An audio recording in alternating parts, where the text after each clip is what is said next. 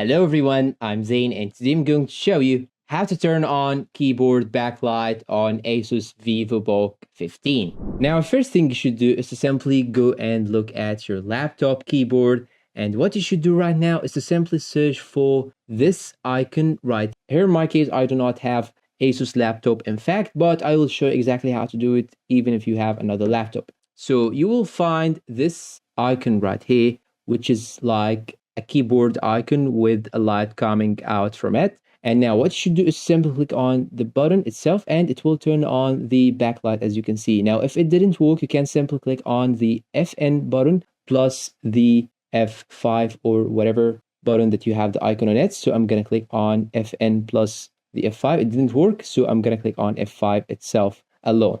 Now, you may find it on F3, F4, F5, F7, F11, or you may find it right here in the up and down buttons. It differs from a laptop to another. So what you should do is to simply search for the icon, click on the button. If it didn't work, you can use the FN button plus the button that has the icon. And that's all for today. If you find this video helpful, please don't forget to support us with like, subscribe, comment, share, and see you in a new video.